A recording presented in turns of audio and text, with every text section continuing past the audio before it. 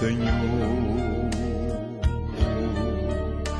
no Senhor eu esperei com paciência, e Ele se inclinou para mim, e ouviu o meu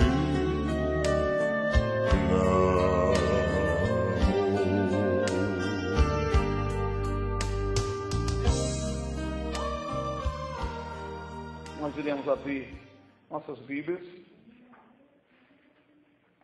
livro de Jó, capítulo 5, versículo 9. Ele faz coisas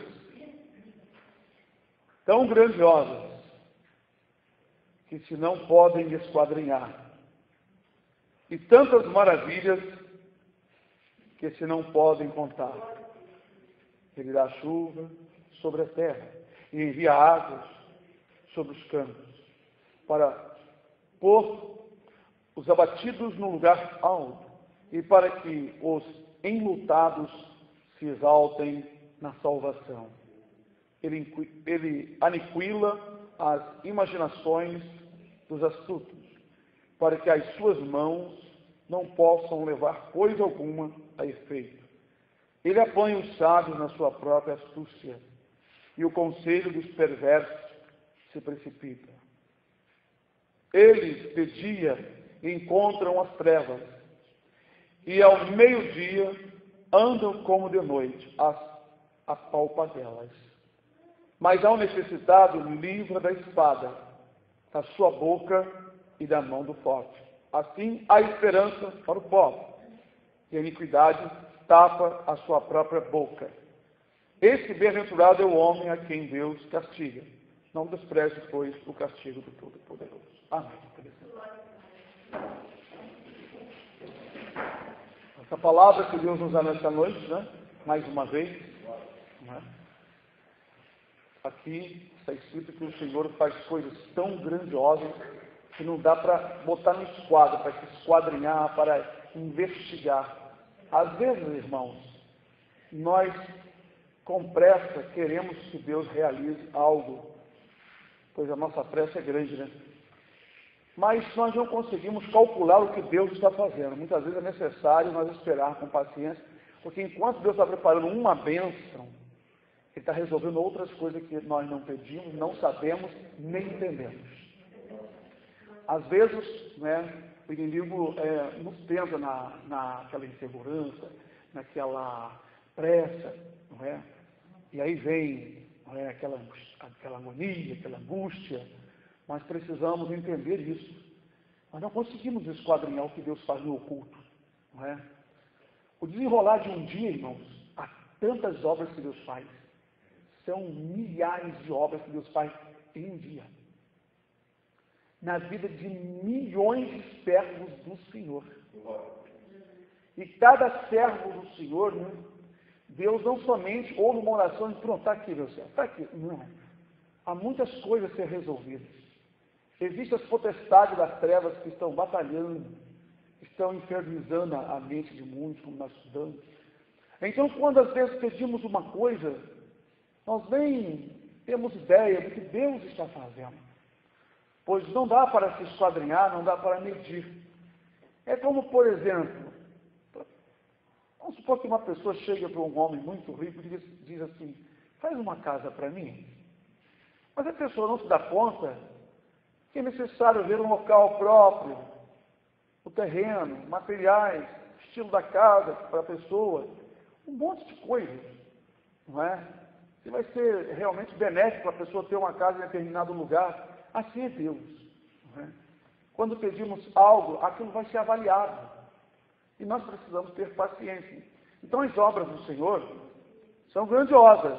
Não dá para medir para esses quadros. São tantas maravilhas que se não pode contar.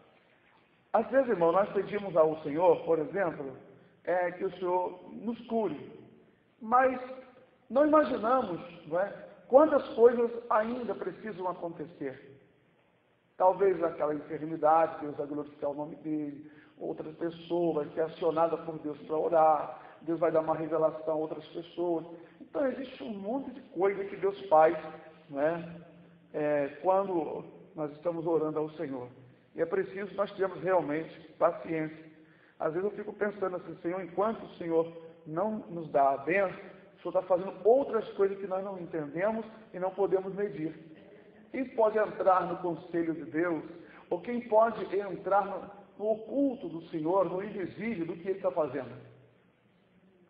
É muito complicado isso. Como vamos entender, então? Não é? Nós só compreendemos as coisas que vemos ou as coisas que Deus nos ensina. Mas aquelas que Ele faz, Jó tem uma parte de Jó que ele diz assim, né? Se o Senhor Deus se adianta na frente dele, Jó não percebe. Se está ao seu lado também, ele não consegue entender. Pois as obras do Senhor são infinitas. Não é? Nós não entendemos o que Ele faz. Não é isso? Ele dá a chuva sobre a terra e envia águas sobre os campos. Segundo a palavra de Deus, quando chove, por exemplo, eu sempre digo, Senhor, a chuva parece que está nos atrapalhando, porque nós não gostamos da chuva em determinados momentos, por causa de lama, por causa disso. Mas Deus sabe o que faz. Nós somos muito mal obedecidos. Puxa, logo hoje, chuva. Não é assim que às vezes falamos? Mas nós temos que aprender. E vamos aprender agora em diante. Senhor, graças a Deus pela chuva. Poxa, minha roupa na corda. Poxa, amanhã eu ia soltar a pipa. Aqui diz que Ele dá a chuva. Se Ele dá a chuva, devemos agradecer ao Senhor. Porque no oculto, só Ele sabe a necessidade daquela chuvinha que todo mundo acha enjoado, não é? Eu já falei isso para vocês, vou repetir para vocês lembrarem, tá? Quando dá aquela chuvinha, aquela garotinha, aquela chuvinha, semana, aquela chuva, irmãos, ela limpa o ar e limpa muitas bactérias que as pessoas cospem, doentes, que estão na terra. E quando seca o vento, quando começa a ventar, quer ver uma coisa, já tem países que as pessoas usam, não tem vergonha, aquela coisinha assim. Quando chega o verão, começa a ventar, começa a gripe, um monte de coisa. Sabe por quê? Que vem no ar, no vento, que nós respiramos. O certo, na verdade, é que a gente não tem esse hábito. Começar a usar uma coisinha. Entra no carro, a gente estava fazendo quando era Kombi, né? Havia uma criança gripada, um irmão gripado, a bactéria pegava em todo mundo. E pega mesmo. Não é? É até aconselhável, né? Quando o irmão estiver gripado, vai entrar no carro do outro, leve uma toalha, um lenço para ó. Justamente, evita. Quem ama o seu irmão vai pensar, poxa, eu não quero passar isso com meu irmão. É desagradável, não é uma coisa. Às vezes as pessoas pensam assim, pô, está fazendo acepção de pessoas, mas não é fazer acepção, não. Hoje vivemos assim. Então, quando Deus manda chuva, manda vento, não é? Em determinada época, não é? Deus sabe que aquilo é bom ou não é, ou o que Ele vai fazer. Então, é interessante isso. Ele, não é, faz coisas tão grandiosas que não podemos quadrinhar. Ele dá chuva sobre a terra e envia água sobre os campos, para pôr os abatidos no lugar alto, para pôr os abatidos no lugar alto. Então, essa chuva aqui não é somente chuva de água comum, mas as chuvas de bênção, as misericórdias do Senhor, para pôr os abatidos no lugar alto, e para que os enlutados se exaltem na salvação. Então, o versículo 11 está falando de coisa espiritual. Ele envia chuva. Nós não cantamos o hino? Chuva de graça, chuva pedimos, Senhor. Então, chuva. Nós sabemos que a chuva para o agricultor é benéfica, principalmente aquela chuva para regar a terra. A chuva que vem com temporais e com inundações é uma chuva de castigo destrutiva. Mas a chuva de bênção, a temporânea, a serôdia, aquela que vem para regar a terra, nós a comparamos também com as bênçãos do Senhor. Então o Senhor manda a chuva sobre a terra somos nós, para que a água, para que o Espírito corra sobre a terra e exalte aqueles que estão abatidos. É igual o Salmo que diz, ao rio, as águas aqui, ao rio, cuja força, cujas correntes alegram a terra, alegram a cidade de Deus. Jesus, irmão. Então, a palavra do Senhor, ela é muito maravilhosa, né? Para pôr os abatidos no lugar alto. Quem pode entender, diz lá, o trovão do seu poder? Quem pode entender porque Deus faz coisas e não dá a nós nenhuma explicação e nenhuma satisfação? Mas Deus nos prova. Deus nos prova no oculto, no silêncio. Quando Ele está fazendo algo, nós começamos a falar. A melhor coisa é agradecer e esperar. Então ele glorificou o Senhor porque quando ele ouviu todas as notícias ruins, que ele raspou a cabeça e aquela angústia veio sobre ele, não deixou de ficar angustiado, ele ouviu a notícia que seus filhos morreram. Não era um filho, eram 3 moços e 7 rapazes. Eram 10, tinham morrido. Jó disse assim, bendito seja o Senhor. Deus deu, Deus tomou. É muito interessante quando a palavra de Deus vem para nós, nos orientando, que nós não sabemos, não podemos esquadrinhar o que Deus está fazendo, então devemos agradecer e não dar a autoria ao diabo. Às vezes acontece uma coisa, nós atribuímos, o diabo fez isso. Mas tudo. Se eu estou na presença do Senhor, algo acontece comigo, Deus é que está dirigindo a minha vida, pois eu estou nas mãos de Deus. O diabo colocou a doença, mas quem foi que permitiu tudo o que aconteceu com Jó? Quem? Senhor Deus. Foi o Senhor. Porque Deus tinha um plano maior. Deus queria abençoar Jó lá na frente, mas antes queria também que Jó desse um testemunho para nós. Que bom, né? Que Jó foi fiel, né? Ele recebeu uma recompensa aqui no céu, mas deixou para nós tanto testemunho, que isso enaltece a nossa fé, né? No versículo 12, ele aniquila as imaginações dos astutos, para que as suas mãos não possam levar coisa alguma a efeito, né? Versículo 12. Nós lemos também em Salmo que ele transtorna o conselho das nações e o intento dos povos. O Senhor, irmão, muda completamente. Por isso não devemos temer. Porque o Senhor, Ele muda os conselhos, Ele muda os caminhos, Ele muda o entendimento. O Senhor faz coisas, irmãos, que a gente não imagina. Olha que o Senhor já tirou da pessoa a condição da pessoa agir contra um servo, contra um justo. A pessoa simplesmente teve um outro pensamento e aquilo como se fosse uma loucura, ele desviou-se para outro caminho. Quando nós temos total confiança no Senhor, essas coisas acontecem em nossas vidas e temos também uma comunhão com Deus mais perfeita. Ter uma comunhão com Deus é preciso ter entendimento. Às vezes queremos ter comunhão com Deus em jejum, em oração, mas sem entendimento. É muito importante entender a vontade do Senhor, ainda que Ele não explique certas coisas que faz, mas entender que Ele está trabalhando. Quando Jó, por exemplo, no finalzinho aqui da aflição, Deus se manifestou para ele, Jó confessou, olha, eu te conhecia pelo ouvir dos meus ouvidos, mas agora te vejo nos olhos. Jó passou a ter uma experiência mais viva, mais direta. Ele passou a ver e compreender coisas que ele não entendia. Não é?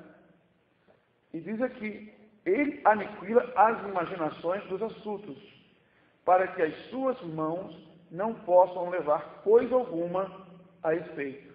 Irmãos, quantas vezes o Senhor Deus está repreendendo o mal contra nós, e nós, sem sabermos, sem entendermos, reclamamos, ficamos aborrecidos. Nós precisamos estar atentos ao que diz a Bíblia. Uma das palavras que eu sempre falo para os irmãos, em tudo dá graça. Outra palavra, sede agradecidos. Irmãos, até mesmo quando um cristão, um servo do Senhor, não é fiel ao Senhor, mas Deus quer que ele seja fiel, Deus o castiga não de bom grado, diz aqui em Lamentação de Jeremias. Deus o faz porque Ele é pai e quer o melhor para aquele seu filho. Agora imagine uma pessoa fiel ao Senhor. Uma pessoa fiel ao Senhor, tudo que o Senhor vier fazer, ou permitir o inimigo fazer qualquer coisa, ou permitir algo que no momento parece contrário daquilo que eu esperava, com certeza é para o bem. Só que nós não calculamos, porque não entendemos o oculto de Deus, o invisível de Deus, as coisas invisíveis, as coisas ocultas que Ele faz. Por isso que a Escritura nos diz para nós termos total confiança. Ele sabe o que está fazendo. A gente não entende. Às vezes nós pensamos, calculamos, imaginamos coisas que pensamentos vagos e vãos e vaidosos. O que Deus faz é que está certo.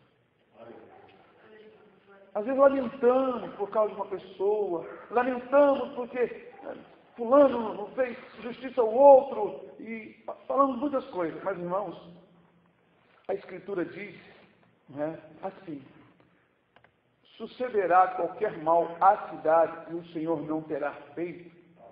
É uma palavra que parece que Deus ele faz maldade com todo mundo. Não, não é isso. É que por causa do pecado, Deus determina qual tipo de mal que virá àquela cidade. E tem coisas que Ele cria, Ele projeta contra aquela cidade. E tem outros que Ele entrega nas mãos do adversário. Tem coisas que são os anjos do Senhor que estendem a espada e vem a maldição. Tem outras que o Senhor entrega nas mãos do diabo. Ele que sabe a maneira de como vai fazer. Então, cumpra essa palavra. Sucederá qualquer mal à cidade e o Senhor não terá feito. Eu vejo muitos pregadores pregando, parece que o reino das trevas fazem coisas fora do controle de Deus. E não é assim. Eu não aprendi assim. Eu aprendi que Deus ele é todo poderoso, que Ele domina sobre os reis dos homens. Está escrito no livro de Daniel, que Ele é o Senhor dos senhores, que Jesus recebeu todo o poder no céu e na terra. Se Ele recebeu todo o poder no céu e na terra, como pode que o reino das trevas está ganhando, está vencendo? Não, Deus é que está entregando os infiéis nas mãos do diabo, Deus está entregando a terra na mão do anticristo, Ele que projetou as coisas que estão acontecendo e nas nossas vidas. Olha, nós vemos aqui, esse varão falando com Jó a respeito desses assuntos. Agora, os irmãos, abrem comigo, mesmo no livro de Jó, mais adiante, marquem aí que nós já vamos voltar. Jó 23, versículo 6 em diante. Jó faz uma pergunta, Porventura, segundo a grandeza do seu poder, contenderia comigo? Não. Antes, cuidaria de mim. Ali o reto pleitearia com ele, e eu me livraria para sempre do meu juízo. Eis que, se me adianto, ali não está. Se torno para trás, não o percebo, disse Jó. Ele não percebe onde que Deus está operando. Se opera a mão esquerda, não o vejo. Encobre-se a mão direita e não o diviso. Mas Ele sabe o meu caminho. Prove-me e sairei como ouro. O que Jó disse aqui? Que ele não consegue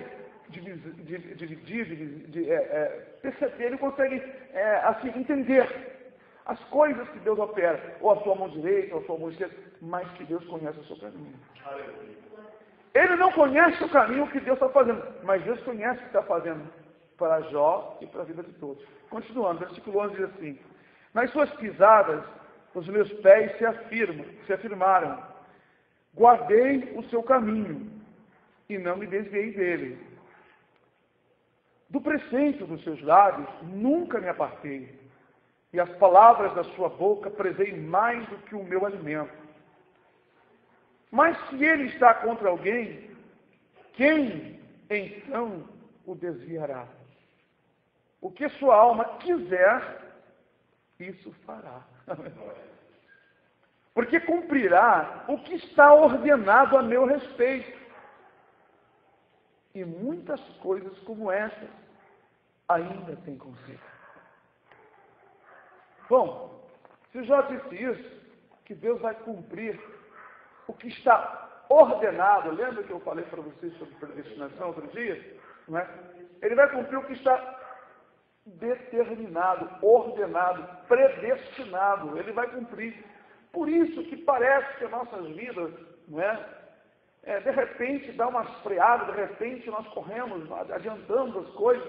Coisas acontecem que nem tudo era como eu imaginei, como eu queria. Por quê? Deus está cumprindo o que está determinado a meu respeito. E se nós nos colocamos à vontade de Deus, não temos o que temer. Por quê? Mesmo que eu não perceba onde que Ele está operando, à direita ou à esquerda, mas sei de uma coisa pelo entendimento da palavra, que Ele é perfeito em suas obras.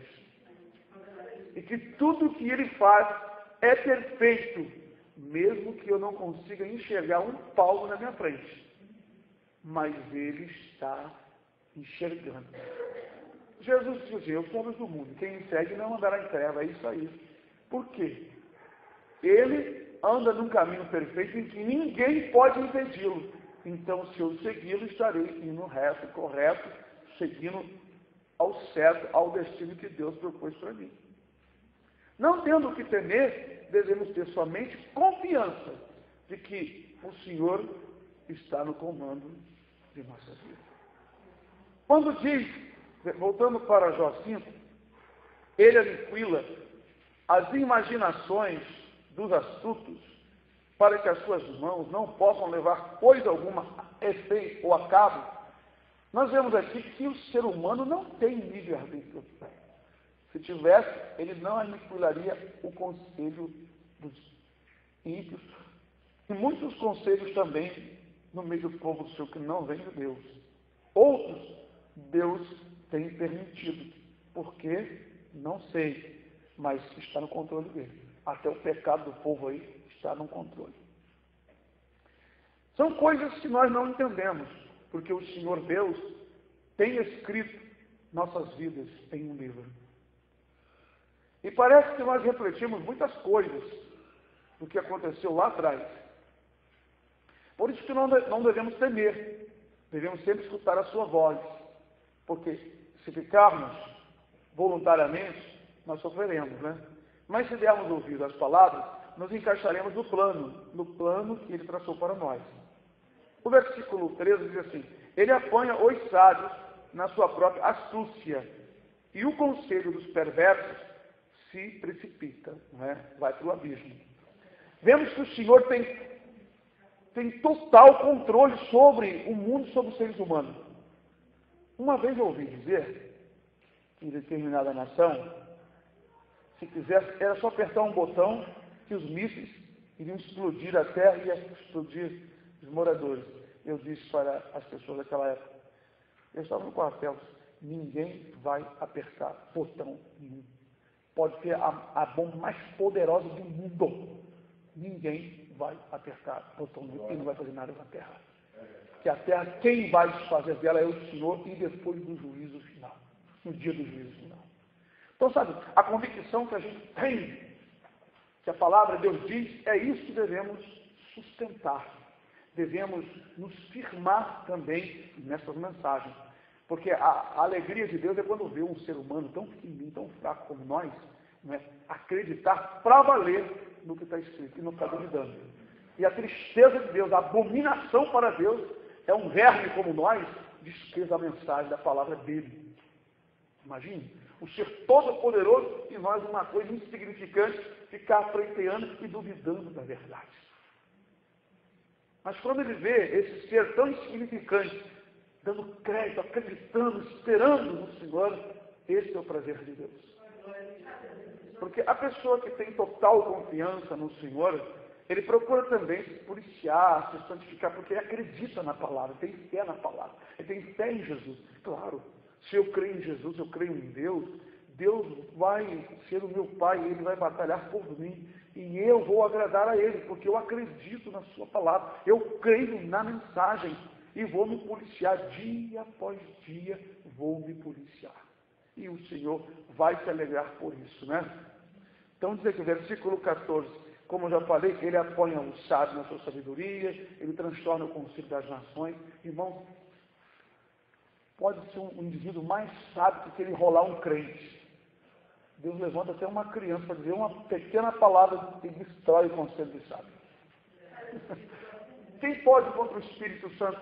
Quem pode contra o poder de Deus? Nós somos fraquinhos, mas Deus põe a palavra de poder e sai dos nossos lábios e a pessoa é aniquilada. Seu entendimento, sua sabedoria cai por terra. Não é? Eles de dia encontram as trevas e ao meio-dia andam como de noite às apalpadelas. A Bíblia diz que o mundo jaz no maligno. O mundo está nas trevas. As pessoas que não temem a Deus, de dia, ou seja, não é? Neste mundo aqui, mesmo no sol quente desse, mas andam em trevas, porque seus corações estão entenebrecidos, estão na escuridão. Por isso não conseguem enxergar, porque só existe uma luz que alumia a alma do homem, que é a palavra de Deus, como diz o Salmo, lâmpada para meus pés. Quando nós temos conhecimento dessas coisas, um horizonte se abre dentro de nós. Não é? Com tudo o que acontecer com vocês, não fiquem preocupados. Deus está transtornando o diabo, Deus está calando o inimigo, não é? E Deus está te abençoando. Não é? Deus tirou o povo, por exemplo, lá do meio dos pepinos, não é? Dos melões, para levar eles para o deserto, para lá tratar eles, preparar eles, para dar uma coisa melhor, liberdade e riqueza que estava lá na frente. Alguns não cansaram porque murmuraram. Porque lá na terra de Israel, em Canaã, a Bíblia diz que Deus, do início do ano até o final do ano, Deus ficava com os olhos assim. Passa dia, mais uma semana, um mês, primeiro mês, segundo mês, abençoando aquele lugar. Ouro, prata, mel, leite, bênçãos e mais bênçãos. O povo enriqueceu. Então, às vezes, nós não entendemos o plano de Deus, o objetivo do Senhor. Mas, irmãos, nós vemos que tudo que vai acontecendo na vida de cada um de vocês está tudo controlado pelo Senhor. Não tem que se apavorar. Deixa Deus trabalhar e confia. O que Deus está nos dando essa noite aqui? Confiança. Deus está no controle. Confiança. Deus está no controle das nossas vidas. Como eu digo para você. Porque cumprirá o que está ordenado, predestinado a meu respeito. Ele vai cumprir o que está ordenado a meu respeito. Por que Jesus ensinou, Pai, não seja feita a minha vontade, mas a vontade? Porque Jesus sabia que é o plano de Deus, que é maior, que é melhor, correto, é que deve prevalecer. E se nós nos humilharmos, nós vamos nos encaixar dentro dos projetos perfeitos de Deus e vai nos abençoar. Eu tenho aprendido muito. Quando é um problema, quebrou uma coisa, vai ter que levar para o ser. Calma, Deus está no controle. Deus tem algo a realizar. Vamos entregar nas mãos de Deus. Amém, irmãos? Há sempre alguém que não provou o grande amor do meu Senhor. Porém eu sei, bem certo estou, Ele está sempre ao meu redor para me guiar, ao meu redor